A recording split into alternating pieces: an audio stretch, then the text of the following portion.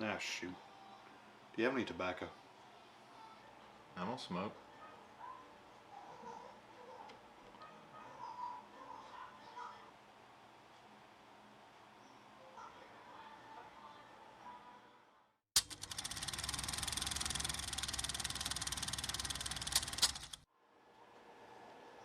Well, I found some tobacco.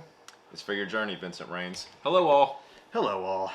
I am Vincent Rains, of course, And I'm Raven Shadow. and welcome back to Midnight Movie Reviews. Mm-hmm. It's been a little while, and we've had a few scheduling issues lately, but I think we're finally getting back on track with these.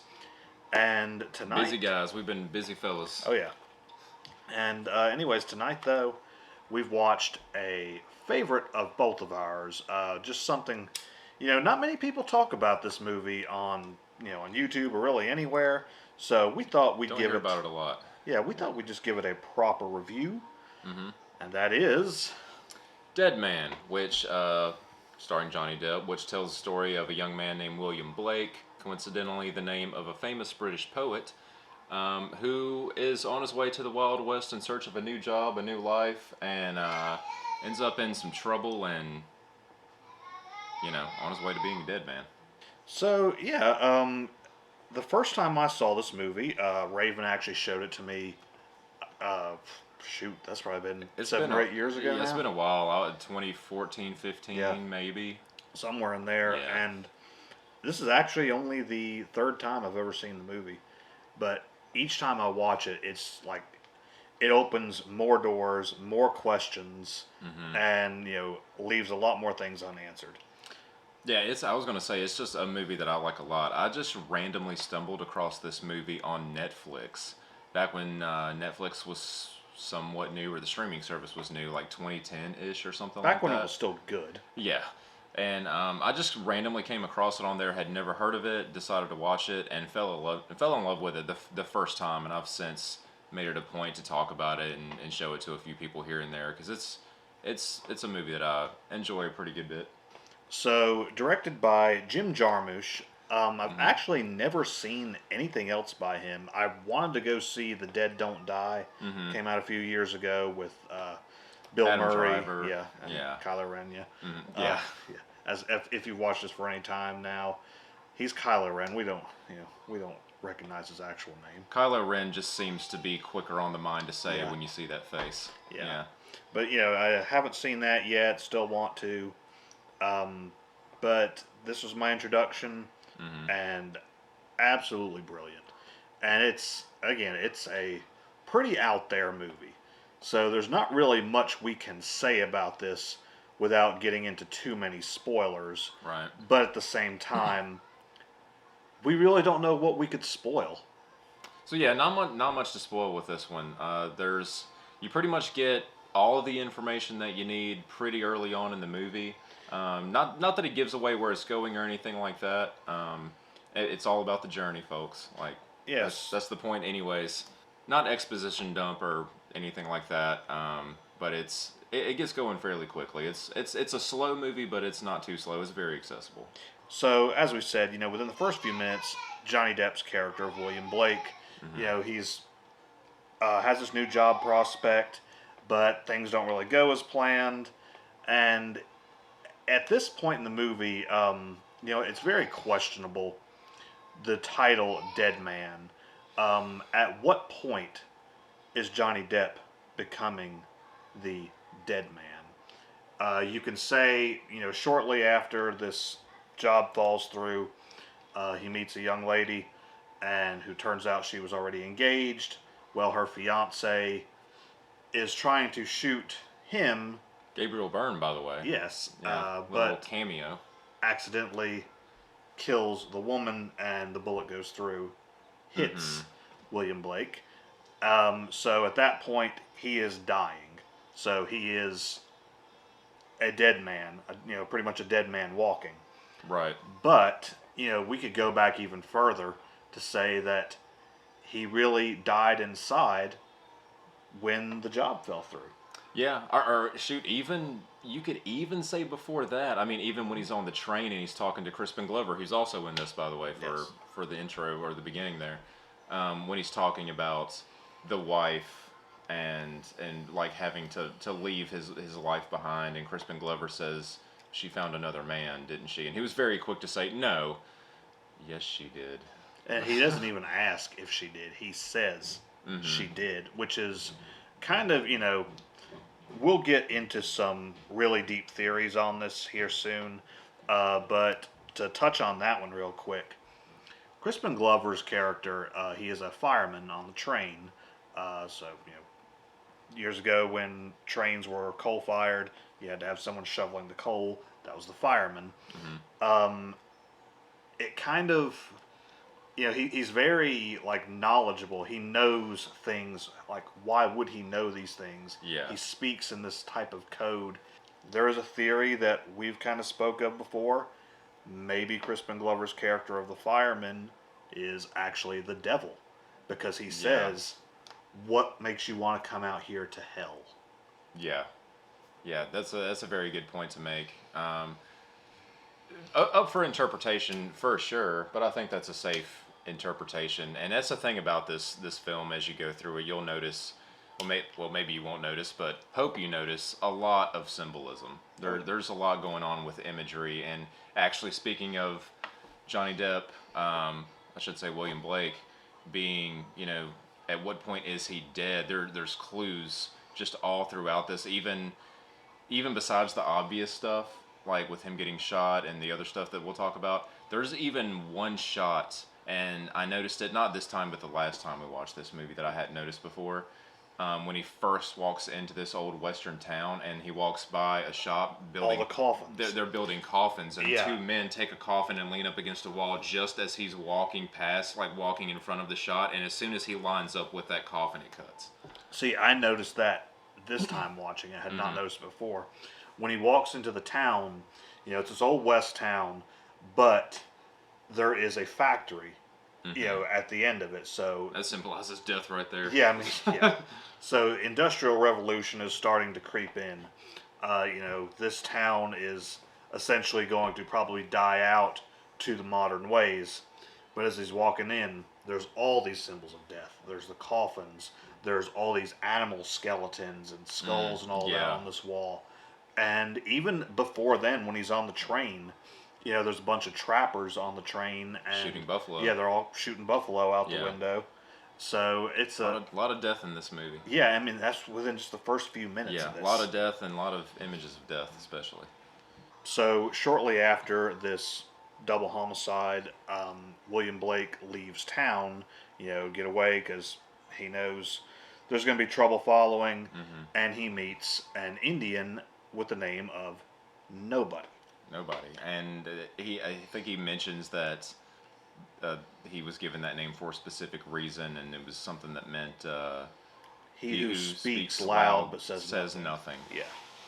And he does talk a lot, though, but you could argue that he's saying something. Oh, yeah. And there's actually, some more symbolism we'll get into with this duo here.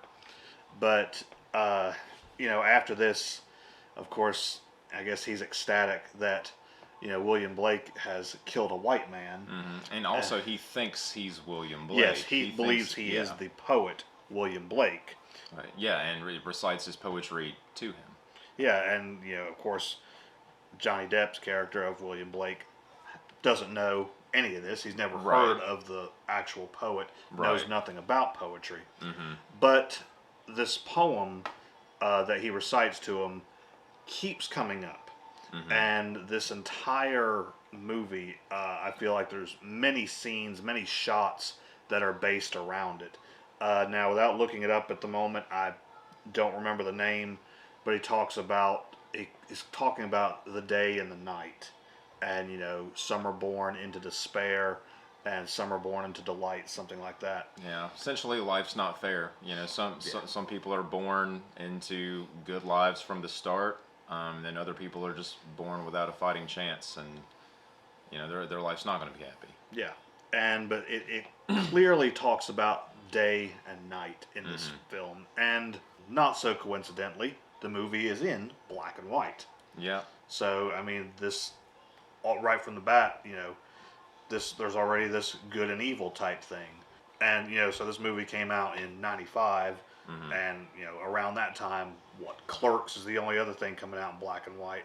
That surely was not intentional, but I do believe this movie was intentionally put in black and white for that reason. So shortly after meeting Nobody, he tells William Blake that he's talking very cryptic, but William Blake has a new revolver that he got from this crime scene. That was the only thing he had to defend himself. But he says that weapon will now replace your tongue, and you are now a killer of white men. And if you go through the movie, through the rest of this entire film, that is all he kills. There's actually, there's many Indians in the movie, and there's one black character, one of the bounty hunters. Right. But he's killed by, I believe Lance Henriksen's character kills him. Right. Yes. Yeah, that's true. But that is kind of another one of these, points to the story, is that after this double murder, Johnny Depp's character pretty much becomes the embodiment of death. And he is killing nothing but white men. That's something I actually had not picked up on until you just said that. Yeah, because he I doesn't hadn't kill thought about that or paid attention. He doesn't kill the white lady. He doesn't kill the black man. He naturally doesn't kill any of the Indians. But he is only a killer of white men. So as far as talking about William Blake becoming the symbol of death, there's a shot that's pretty on the nose with that idea.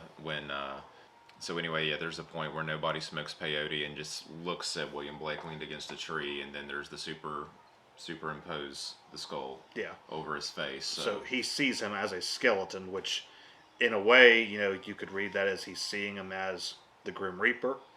He is seeing him as this long, decayed skeleton, which goes to the theories of maybe that gunshot actually did kill him. Maybe he is a ghost from this point. Because from this point on, I guess here's a spoiler for you. So, this movie came out in 95, so, that's on you if you ain't seen it yet. But from this point on, anybody who William Blake meets, except for the Indians, die. Yeah. Right. And usually at his or Nobody's hand. So everybody from this point dies. Anybody who sees him, will die. So he has either become death, or he is already a ghost, and they are ghosts now too. Yeah, that's an interesting point that I hadn't thought about. I think the last time we'd watched that, we had talked about that, about everyone he meets dies, because that's true. You got the merchant, which is the one I remember right off the bat, and then the guy that shoots him when they come out of the merchant store immediately after that. And yeah, and I guess the husband or the boy or The fiance. the fiance, yeah, I guess in the town. And of course, our three favorite characters in this movie: Iggy Pop, Billy Bob Thornton, and I don't know the third guy's name. Yeah, I can't even remember who it is now. Yeah, just watched it. Now, granted, this is a film with a serious tone, and it has a message.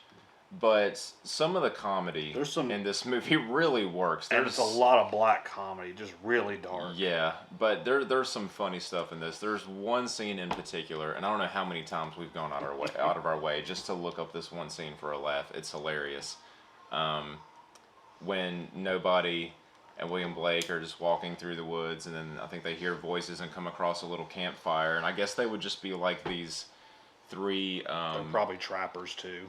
So anyway, the three of them are just hanging out around the campfire, eating beans with possum in it. And spices. And spices. Iggy Pop and Billy Bob Thornton, and again this third guy, I can't remember his name, have the most hilarious dialogue back and forth until William Blake walks into the picture.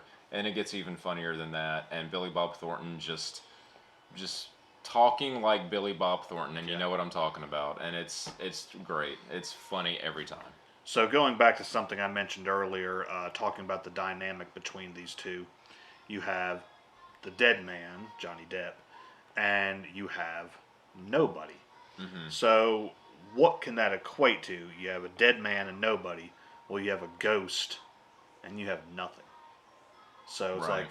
these are just two apparitions walking through this desert. Yeah. I guess I'd never quite gotten that interpretation before. I'd never thought about the both of them being.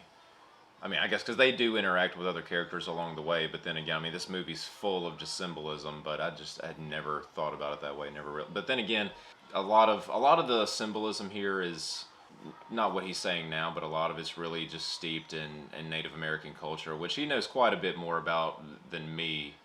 So And I'm you can no, enlighten me on that. And then the symbolism with the tobacco is a big thing. yeah, I'm no expert on any of it. I mean, there is the Willard side of my family. There was a lot of Indian in that, but I don't claim any of it. I don't say, oh yeah, I'm one whatever Cherokee. I have no clue. I have no clue what I am, what any of it is. All I know is that it's been in our records, so I don't really know any tradition being passed down. No. It's just what I've researched And I'm sure it's myself. far back in the line that it doesn't mean anything Yeah, anyway. it doesn't. Yeah. So I mean, there's just a few kind of weird scenes in it that it takes a few times of watching to really get anything from it because he finds a dead fawn in the woods Yeah. and he takes the blood from that, his own blood, because he's profusely bleeding through this whole movie after being shot. He mixes the blood and then Anoints himself with it. yeah, and lays rubs with on his face. yeah, and just lays with this dead deer. Yeah. He's becoming one with death. Yeah. And he's aware at that point. Yeah, and I mean that's something. The first time you kind of watch it, you're like, "What is going on here?" Yeah. You know it means something, but you haven't put it together yet. And Type then of there's also the scene with the two marshals. Right. Going back to the sun and the moon symbolism, like I think you mentioned before, there's two marshals that are trying to claim the bounty over his head, and they end up, well, he finds them before they find him, and of course shoots them. Which, interestingly enough, after shooting them, says, "Have you read my poetry?" Yeah, You and he know. recites that poem about the light and the dark. And just so happens that they're both bald-headed men. One of them lands on this pile of sticks, looking like the sun. The other one is just alone, looking like the moon. Right, and you get a nice shot of a close up of each of them to really put the image together for you. So just think of like an old the Jesus Christ images where you see like just the sun rays and the sticks the halo. are yeah, the sticks are arranged in the form of the halo from it because it was a campfire there. So yeah, definitely more sun and moon, light and darkness. But there's something I noticed watching it this time that I'd never seen before, and it's actually the one of the very last shots. We'll get back onto the ending here in a minute, but as Johnny Depp is floating away, he looks back and again, spoiler here. Nobody and Lance Henriksen's character of this bounty hunter, they meet up and they kill each other. Well, Lance Henriksen is this bounty hunter dressed all in black, and they've talked about his past. We're not going to get into that, but Yeah, he had an interesting relationship with his parents. Put Yeah. it that way. The movie will tell you. yeah, he's had a pretty dark past, He's a scary, just soulless, cold guy, completely. but nobody is actually wearing white. Wearing all these light colors. So once again, you have this light and darkness, and they kill each other. Right. So it's like it's the great equalizer, pretty much. Yeah, and there's a side of it that seems like it could be a bit anticlimactic because you've got Lance Henriksen's character. I can't remember the character's names. The bounty hunter chasing him throughout the entire movie, and you get some backstory with him, and it cuts back and forth a lot earlier on between the bounty hunters and Nobody and William Blake. But then when it gets to the end, there's almost no resolution there, and then it's like, oh, well, Lance Hendrickson's still out there, and he kind of just kind of comes up behind nobody as Johnny Depp's floating out into the ocean, and then they shoot each other. But then, like when you point out the symbolism of that, it it seems fitting, even if a bit anticlimactic. It's fitting. And there's just some kind of weird things, I picked up watching this time that I haven't noticed before, and again, I really don't get them. But when nobody is telling his story about him going to England as a kid, then coming back, and he sees this village burnt down to the ground. Toward the end of the movie, they're floating down the river in the canoe. They pass what looks like the same village burnt to the ground. Right. And I really don't, I don't really get what was going on there. But I mean, I guess it could have just been a callback. If anybody else has watched that and you got your interpretations of this, like definitely like throw it in the comments. This is a movie that you could talk about for a long time. But I mean, I guess it could have just been that could have been the village to remind us, but maybe it wasn't deeper than that. Maybe it was. Let us know. yeah, I mean, there's so many things to this movie, and I mean, it's not even within the movie itself, not even within the plot. Touch on something real quick here. The soundtrack of this. Great soundtrack.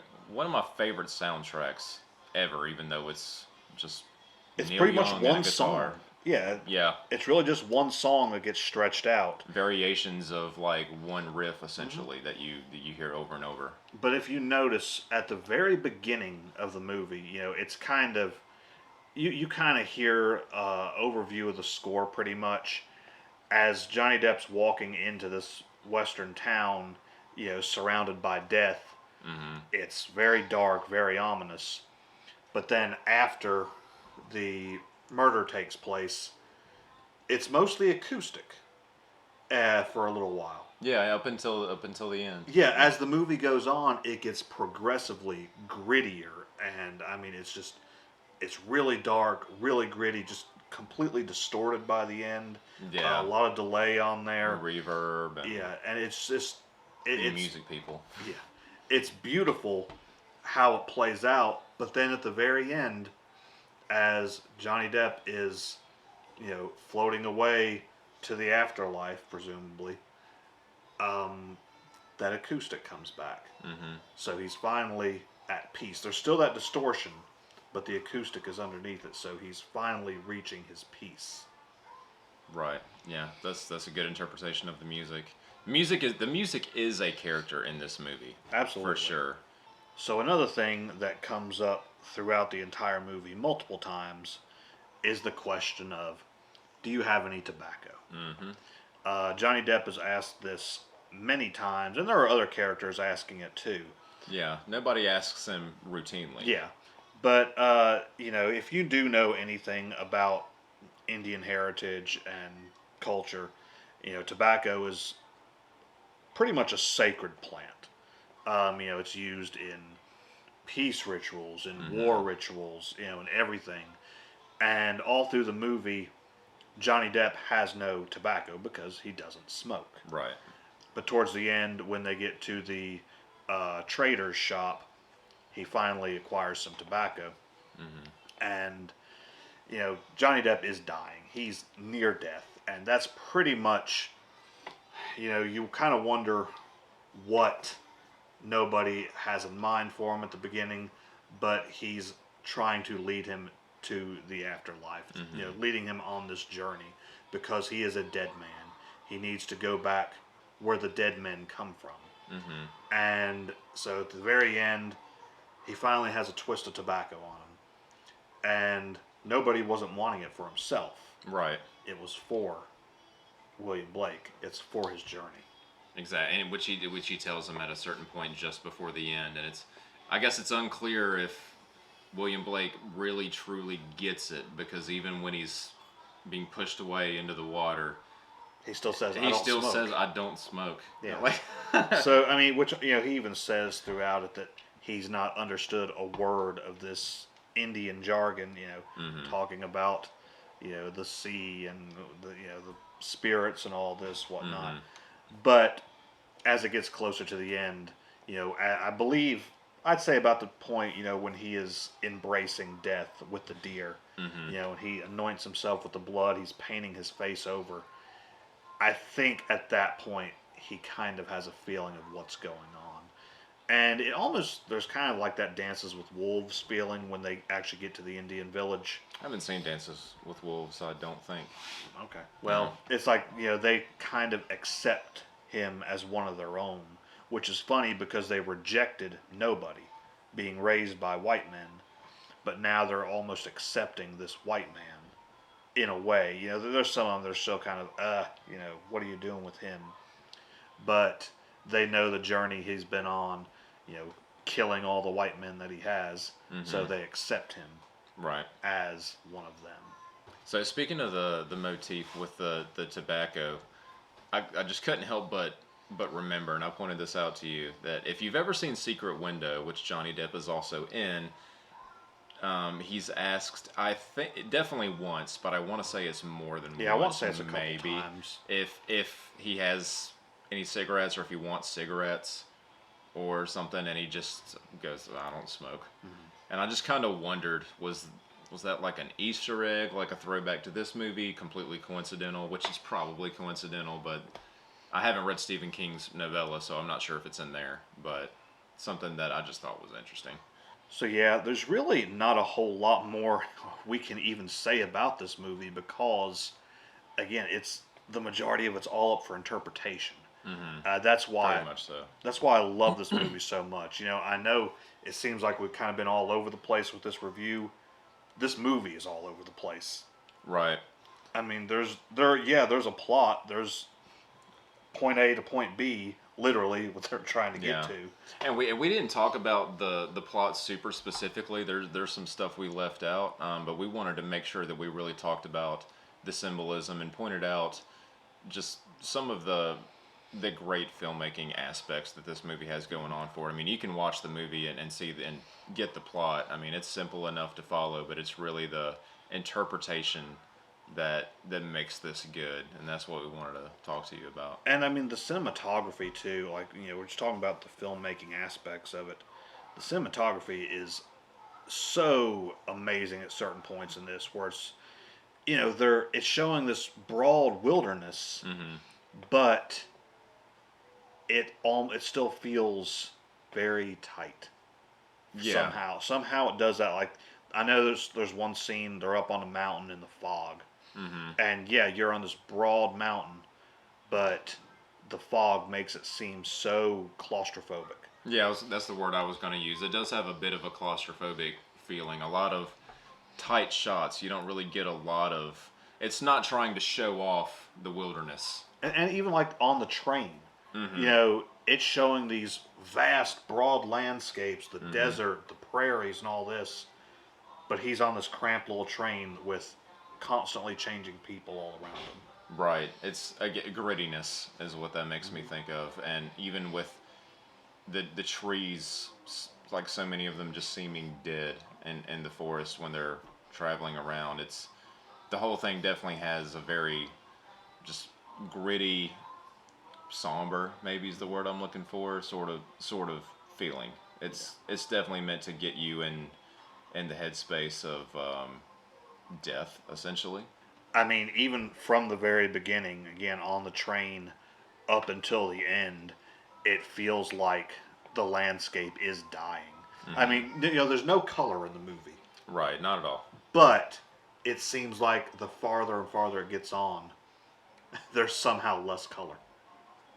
Yeah, I mean the trees especially is something Mm-hmm. that I noticed. Not that, I don't know if they like filmed this in the wintertime. Obviously there's leaves on the trees at certain points you can tell, but like everything just Well, there's looks certain parts of the snow. They're in the snow. right, true, but like so much of it just seems dead. And, you know, I guess like when he's in the town, even though this town is still pretty dead, there is there's life around there, especially you know, with this young woman he meets. She has all these paper flowers, Mhm. and you can still, in a way, envision color in Mhm. this world, and on the train too. But then as it goes on and on, it just becomes so much more bleak, Mhm. and it, like, you know, nothing good is going to come from this. This Right. is not a movie with a happy ending. Right. Yeah, I mean, you could say it's a movie with a peaceful ending Mm-hmm. because he's at peace now, and as nobody says, this world doesn't concern you anymore. Mm-hmm.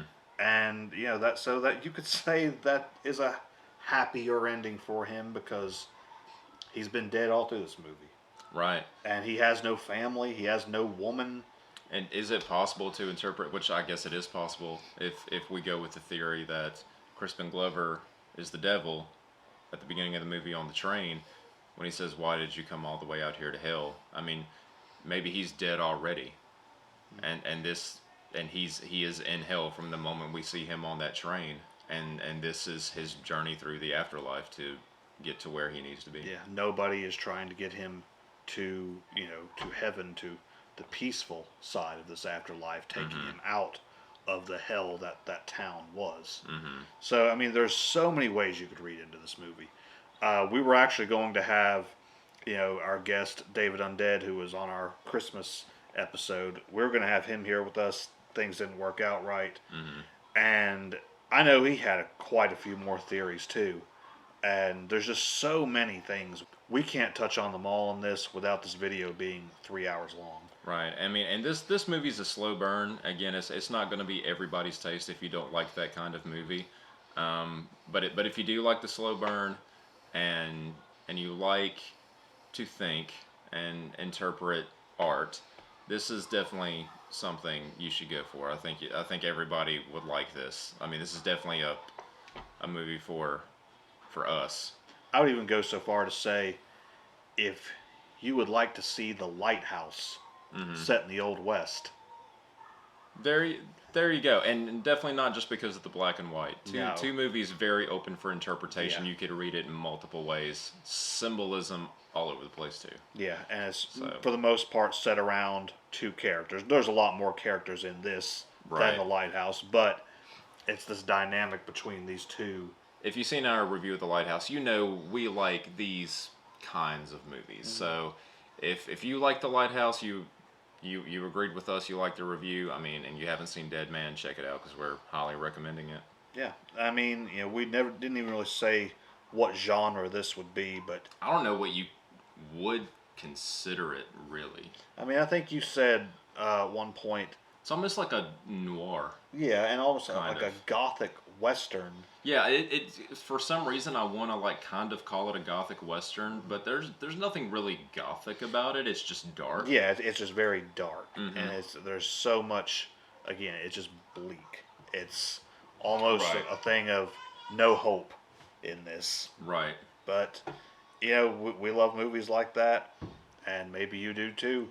So if you do, definitely check out Dead Man. Yeah. We'll call it a dark western. So if that sounds appealing, this is your movie. So, what is a final rating that you would give to Dead Man? Um, I'm stuck between like an 8 or a 9 out of 10. It's not a 10 for me. It's not a perfect movie, I don't think. Not that it is full of flaws. I mean, it doesn't seem to have any flaws that jump out, but it's not the most enjoyable thing. I mean, there are other movies that I like quite a bit. It's not something I'm going to revisit super often, but like every couple years, just kind of come back and watch if I happen to be in the mood. But for what it is, it's great. I mean, I'll say I'll give it a 9. I'll give it a 9. I'll give it a solid 9. I could even push it to 9.5. It's not, I have given movies 10s on this channel before. I believe Deliverance, of course, was one, and Planet of the Apes. I gave both of those 10s. I'll give this one a 9. It's not one, like you said, not one I go back to and watch Mm-hmm. time and time again. This is only the third time I've seen it in the course of like 8 years. Right. I mean, it's a slow movie, Yeah. which I mean we like slow, but you know, But I mean, I absolutely love this movie. When it gets brought up to watch it, I'm never not in the mood to see it. right. Like it is, even just for the soundtrack alone.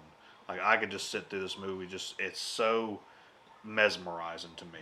Mm-hmm. And so yeah, definitely a solid 9.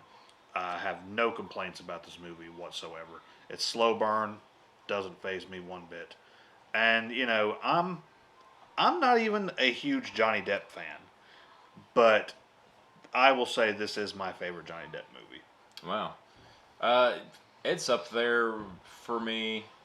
Secret Window is probably my favorite Johnny Depp movie, if I'm being honest. In that. So again, we know this review was kind of all over the place, but there's really no other way we could talk about this movie.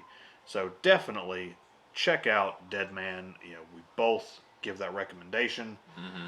And stay tuned for more Midnight Movie Reviews. Next up, we will have something we've been, planning for a really long time, Definitely. and it's finally all coming together. We will be reviewing every Quentin Tarantino movie thus far. And we will be giving our rankings for them as well, from least to best. Yeah. So definitely check that out here in the next few weeks. And after that, we will be highlighting another person, an actor this time, but we'll save that reveal for the next video. Mm-hmm. So, anything else you would like to say about Dead Man? No, I really don't have much to say other than it's a good movie.